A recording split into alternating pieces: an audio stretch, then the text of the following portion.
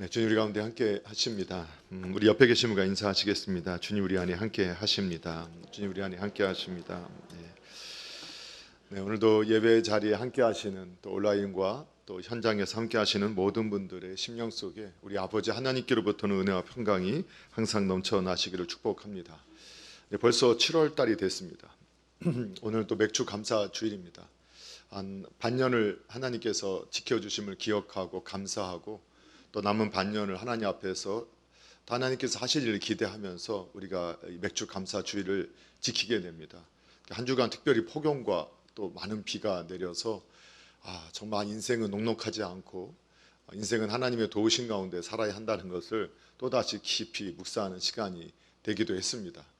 그래서 한 6개월이 다 지나가고 이제 새로운 시기를 또 맞이하면서 반년을 준비하면서 대개 7월, 8월 달 우리나라 상황이 대개 휴가나 또 쉴 수 있는 시간들이 7월, 8월 집중되어 있기 때문에 교회 안에서도 7월, 8월 달에 여름 성경학교 그리고 수련 기도회 그리고 아가페 페스티벌이나 또 산상 성회 같은 신앙 훈련에 대한 프로그램들을 이렇게 여름 이 시기에 다 집중하고 있습니다.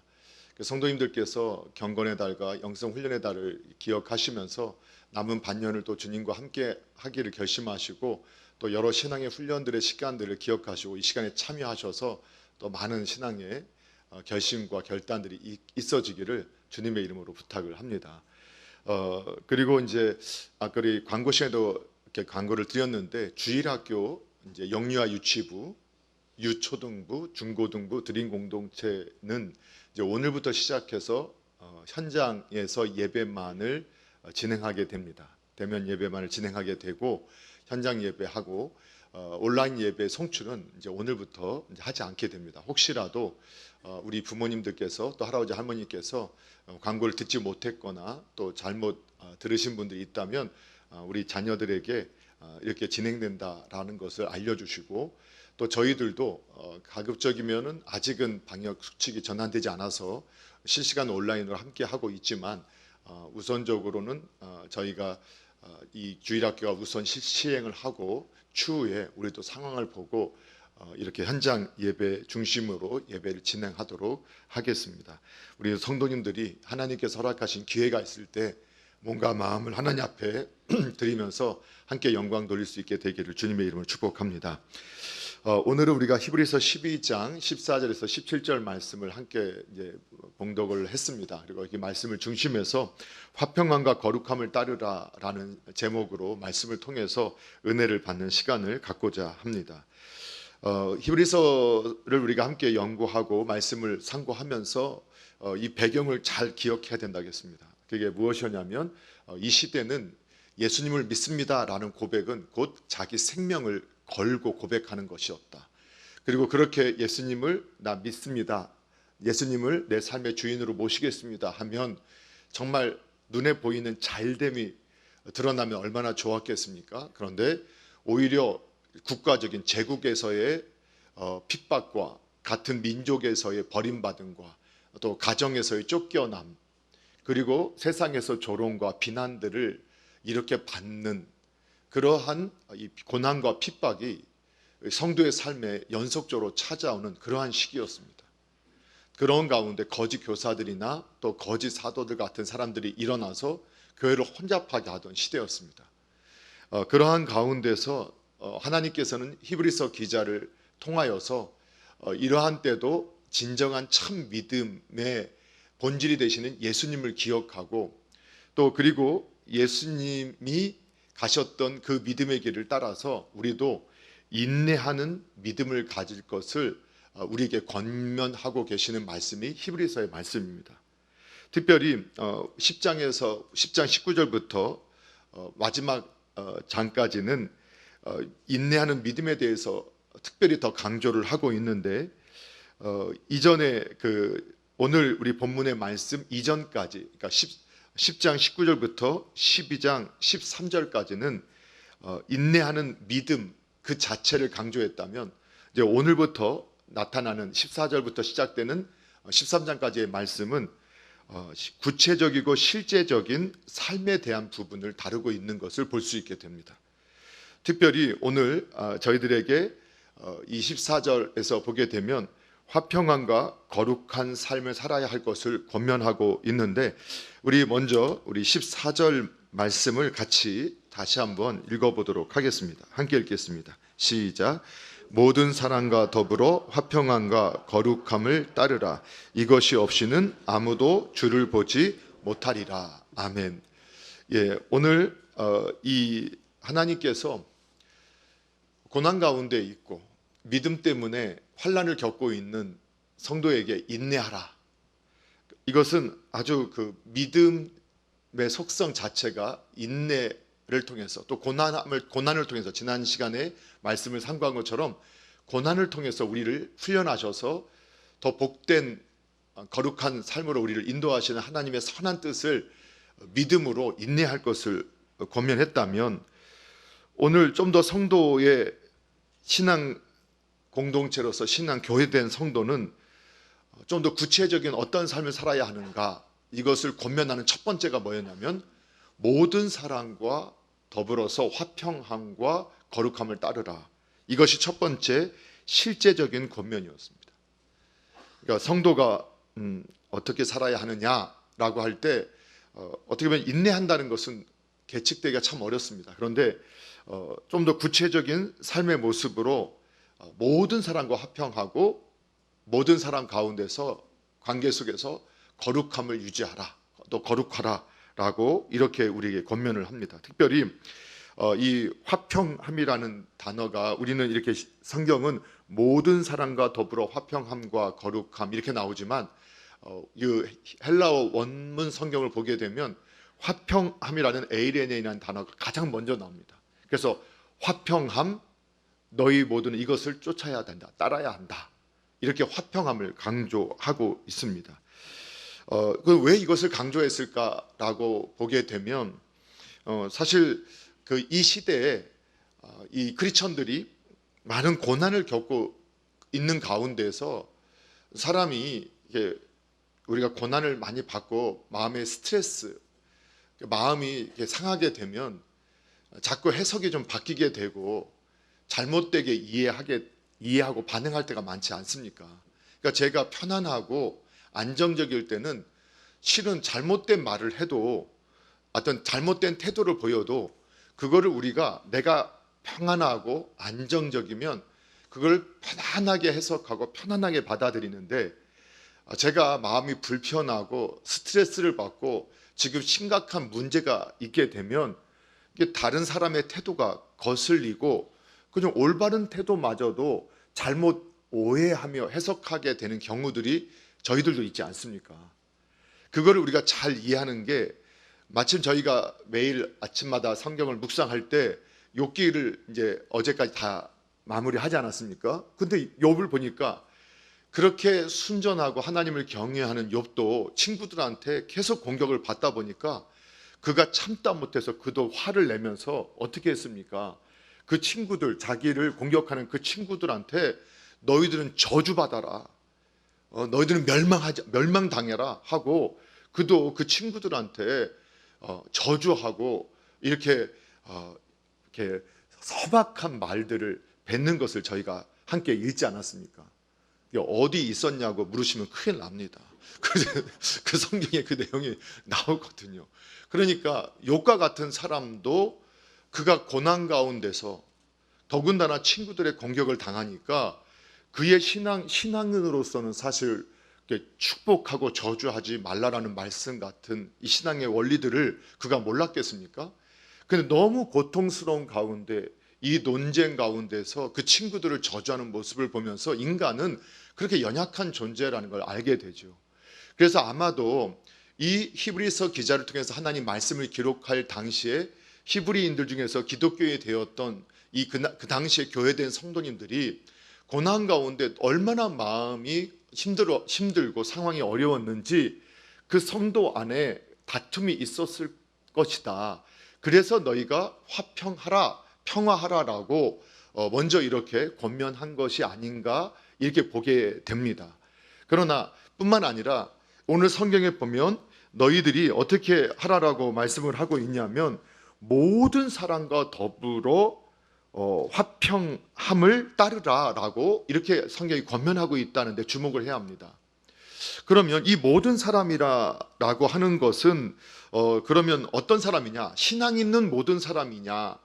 아니면 신앙인과 또 믿지 않는, 또 나를 공격하는 사람까지도 포함한 모든 사람이냐라고 볼 때, 로마서 12장 18절에서 사도 바울을 통해서 하나님께서 말씀을 기록하게 하실 때도 할 수 있거든 너희로서는 모든 사람으로 더불어 평화하라라고 권면할 때, 이때도 모든 사람은 믿음의 사람뿐만 아니라 믿지 않는 사람들, 그리고 나를 공격하는 원수까지도 그들 함께까지라도 화평하고 평화라는 말씀으로 이해하는 것이 더 적합한 해석이라고 보고 있습니다. 그러니까 성도는 이 땅 가운데서 신앙인을 살아가는 삶 자체가 고난의 삶이고, 그리고 조롱과 비난이 있는 삶이고, 이렇게 정말 주님 안에서의 복을 누리지만, 그러나 이 환경이 녹록하지 않는 상황 가운데 있을 때 하나님의 뜻은, 믿음의 사람에게, 신앙인에게 하나님이 갖고 계신 뜻은 모든 사람을 대함에 있어서 화평하고 또 평화롭게 그들과의 관계가 형성되기를 원하신다는 것을 우리에게 말씀해 주고 있는 겁니다. 그런데 이때 너희가 이 화평함을 따르라라고 하는데, 이 따르라, 옛날 개역 한글판에서는 쫓으라라고 이렇게 표현했었어요. 그러니까 번역을 비슷한 단어들을 이렇게 차용해서 번역을 할 수 있죠. 그러니까 화평함을, 모든 사람과 더불어 화평함을 따르라, 쫓으라. 이때 따르라, 쫓으자라는 원어를 이렇게 이해한 이러한 내용들을 보면, 이게 사냥꾼이 사냥물을 이렇게 쫓아서 아주 집중해서 따라가는 그 모습을 설명한 단어가 이 따르다, 쫓으자라는 의미이기도 합니다. 그러니까 우리가 이 화평함을 어떻게 하느냐? 마치 그 화평함을 놓칠까봐 아주 신중하게, 아주 조심스럽게, 그리고 집중해서 따라가야 지킬 수 있는 것이 화평합니다라는 것을 배우게 됩니다. 여러분, 우리가 그런 것들을 잘 이해하셔야 됩니다. 그래서 고대의 이 문헌들에 보게 되면 어떤 것을 열심히 추구하고 어떤 것을 성취하려고 노력하는 이 전반적인 태도에 대해서 쫓으라, 따르다라고 표현한 겁니다. 그러니까 그런 의미로 볼 때 우리가 크리스천들은 어떻게 살아야 되느냐? 이게 정말 화평함을 이루기 위해서 애쓰고 노력해야 한다라고 우리가 이해를 하게 됩니다.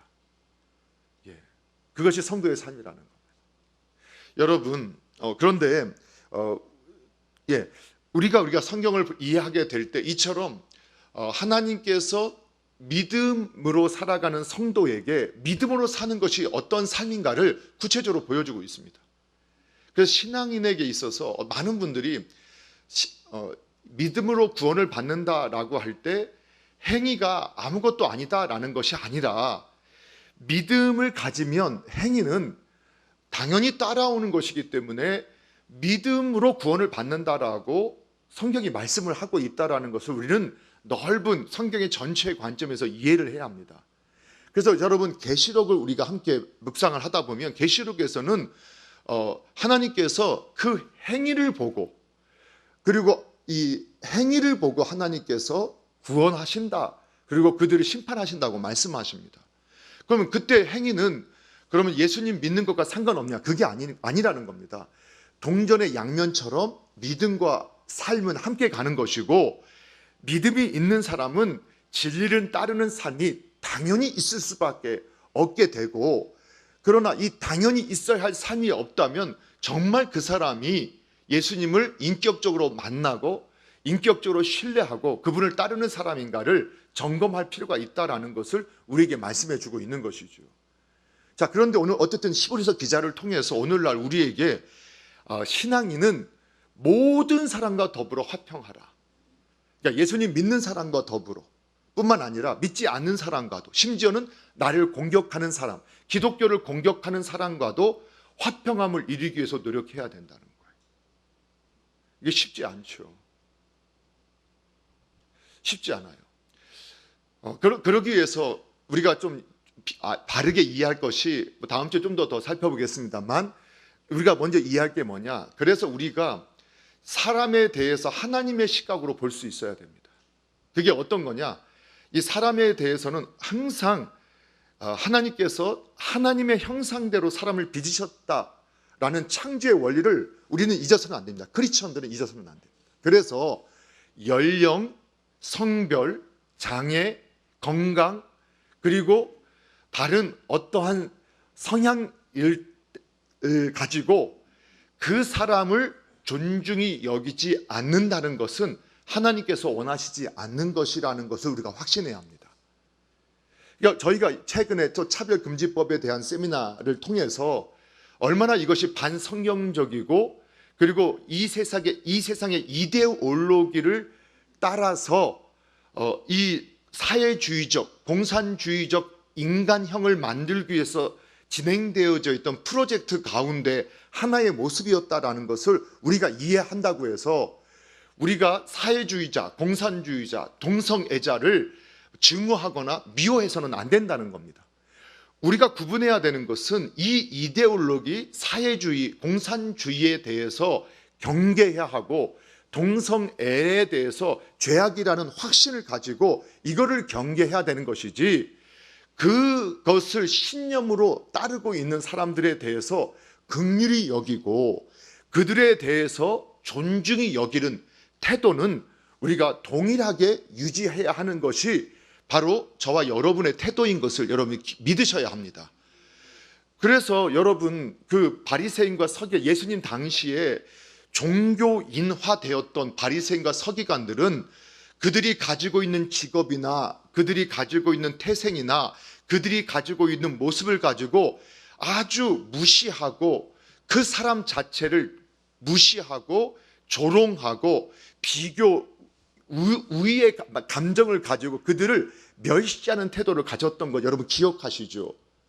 그런데 예수님께서는 동일하게 누구보다도 모든 사람을 완벽히 판단하실 수 있는 그분이 죄인들과 세리들과도 너무나 편안하게 어울리셨다는 거예요. 심지어는 몸을 파는 창녀들하고도 그 서스름 없이 만났어요. 그러면 예수님이, 그러니까 사람들은 예수님을 어떻게 공격했느냐, 저 세리의 친구, 죄인의 친구, 창녀의 친구, 너도 창녀와 똑같고 너는 세리와 똑같고 너는 이 죄인과 똑같아. 근데 예수님이 보여주셔서 아니 라고 말씀하신 거예요. 나는 죄를 미워하지 그 죄인을 미워하지 않아.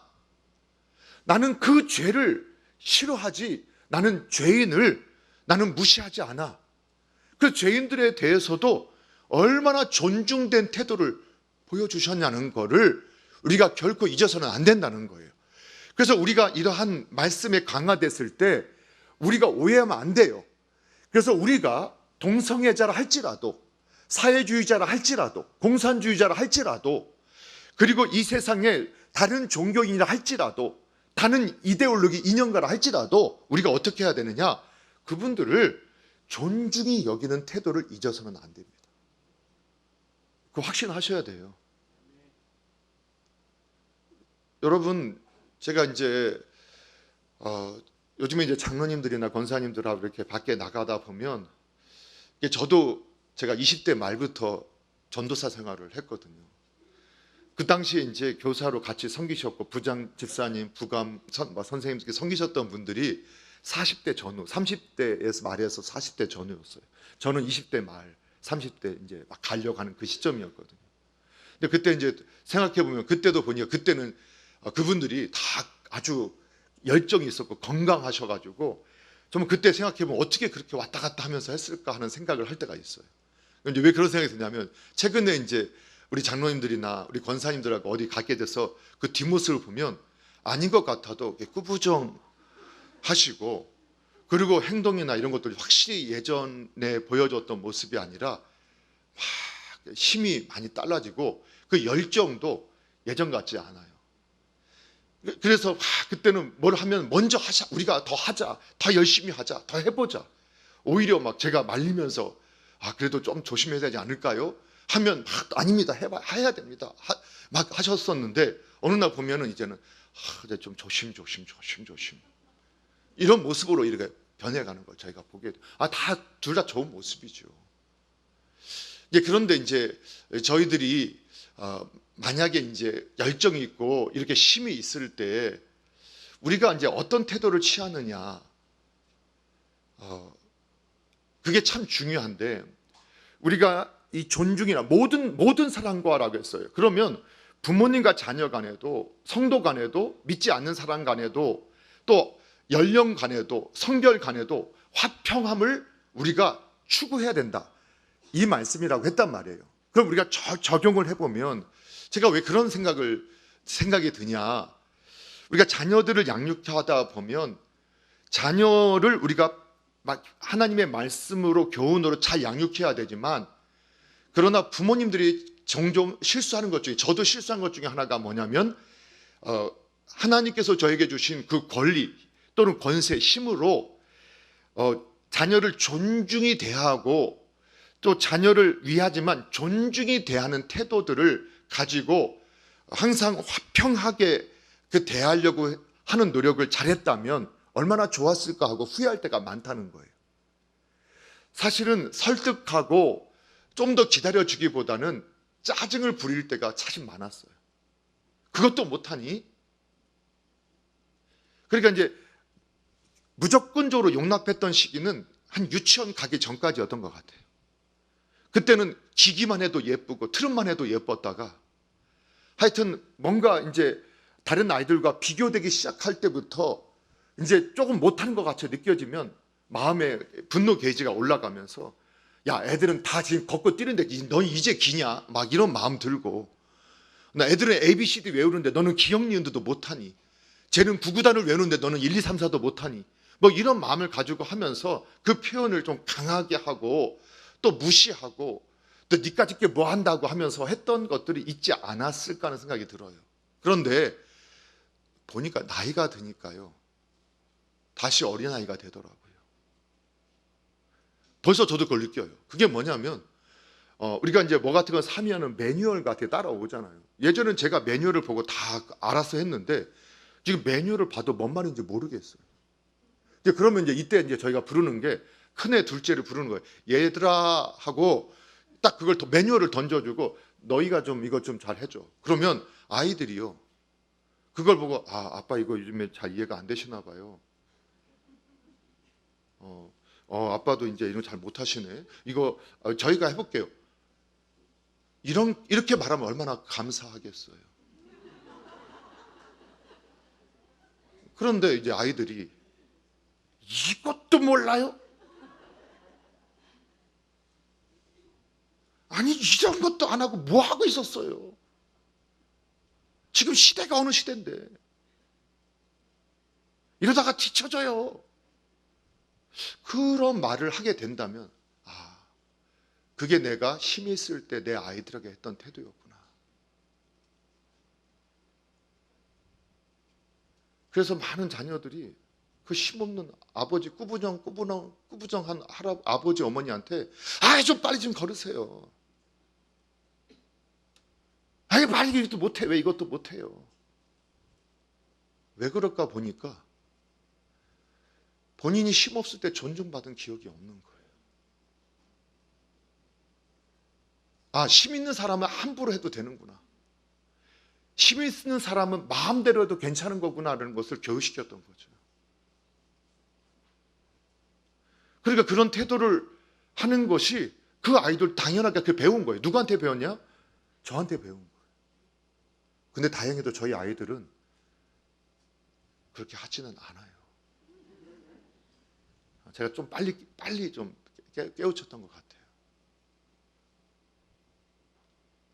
여러분, 그래서 자녀들도 혹 내가 그렇게 하더라도 하나님이 나를 존중받아 해주셔서 저와 여러분을 하나님의 자녀로 불러주셨잖아요. 그래서 내가 그런 대우를 받았다고 하더라도 내가 하나님 말씀 앞에서 힘없어진 아버지 어머니를 대할 때 어떻게 대해야 되느냐, 내가 그런 대우받았으니 그렇게 대우받는다. 그럼 예수님이 만약에 그렇게 말씀하시면 우리는 살아남을 자가 없어요. 그러니까 우리가 비록 그때 부모님들이 신앙이 성숙하지 못해서 그런 모습을 가졌다 할지라도 자녀들은 부모님에 대해서도 이제 나이가 드신 이제 어린아이처럼 내가 돌볼 수밖에 없는 그 분들을 보면서 어떤 태도를, 존중의 태도를 잃어서는 안 돼요. 그래서 이 세상에서 이 나이별로 갈라치기 하고 성별로 갈라치기 하고 서로 분열시키려 할 때 그게 서로를 비난하게 만들고 존중하지 못하게 만들고 비아냥거리게 만들잖아요. 그런 문화에 크리스천들이 함께 함몰되면 안 되는 거죠.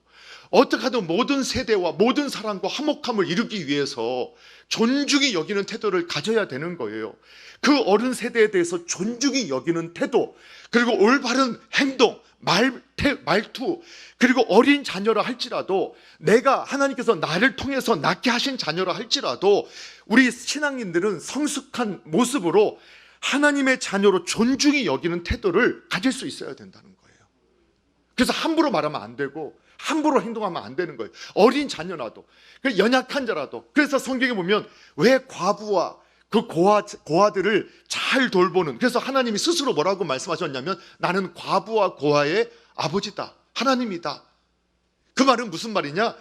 약한 자의 이 세상에 모든 힘 있는 사람들은 그 힘을 가지고 자기 마음대로 하려고 하는데 하나님만이 약한 자도 존중히 여기시고, 하나님께서 만드신 피조물인데 하나님께서는 그 만드신 쓰임대로 하나님께서 만드셨기 때문에 그 연약한 자, 별볼일 없어 보이는 자도 하나님은 존중히 여기신다는 거예요. 여러분, 그래서 화목하기 위해서 꼭 필요한 게 뭐냐? 존중히 여기는 마음. 여러분, 존중히 여겨야 합니다. 여러분, 내 자녀도 함부로 대하시면 안 돼요. 부모님도 함부로 대하시면 안 돼요. 종종 우리 자녀들 밖에 가서 한두 살 많은 선배님한테는 예 선배님 하고 아주 그냥 고개도 90도 인사하고. 그런데 엄마 아빠 보면 친구보다도 못해요. 정말 우리가 신앙과 너무나 먼 모습을 가지고 있는 것을 당연하게 이런 걸 본단 말이에요. 사랑하는 성도 여러분, 모든 사람과 화평하시기를 바랍니다. 그러기 위해서 필요한 것이 존중입니다. 여러분, 그 어떤 사람도 존중이 여길 수 있는 우리 남서울중앙교회당의 가족들 되기를 주님의 이름으로 축복합니다. 그리고 거기에 필요한 것이 그러면 결국은 무엇이냐? 온유와 겸손입니다. 온유와 겸손. 여러분, 우리가 그 존중이 여긴다고 하면서 정말 차갑고 딱딱하게 대하는 사람들이 얼마나 많습니까? 예수님이 이 사람들을 존중히 여길 때 그들과 먹고 마시고 함께 주무셨던 모습들, 허물 없이 보냈던 모습들,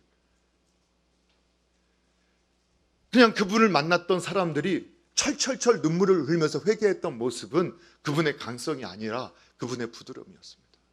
그래서 예수님께서 나는 마음이 온유하고 겸손하니 너희가 나의 멍에를 메고 배워라.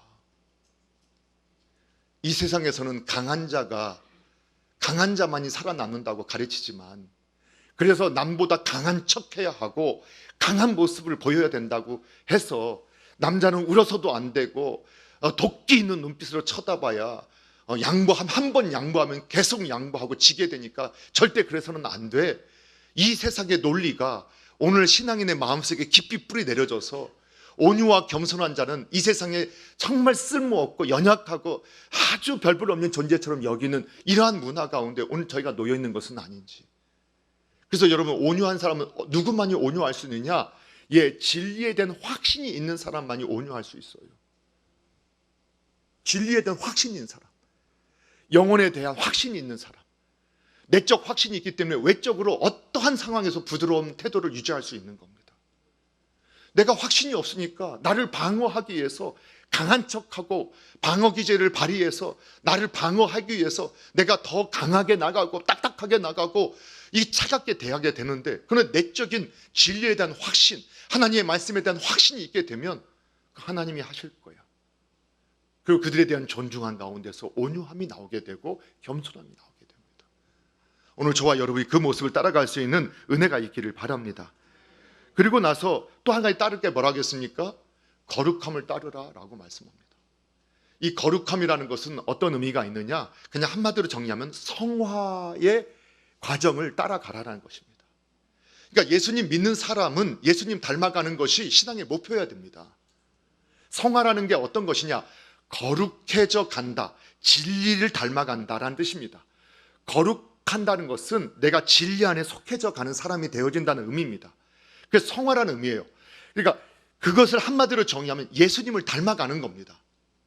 예수님을 닮아가는 것이 거룩함을 따르는 겁니다. 그 거룩함을 따르는 것도 세상의 윤리와 도덕이 아니라 하나님의 진리된 계시된 말씀을 따라서 저와 여러분이 사냥꾼이 그 사냥물을 신중하게 따라가듯이 정말 예수님이 원하는 모습이 무엇일까를 깊이 묵상하면서 그분의 모습을 닮아가려고 애쓰시는 겁니다.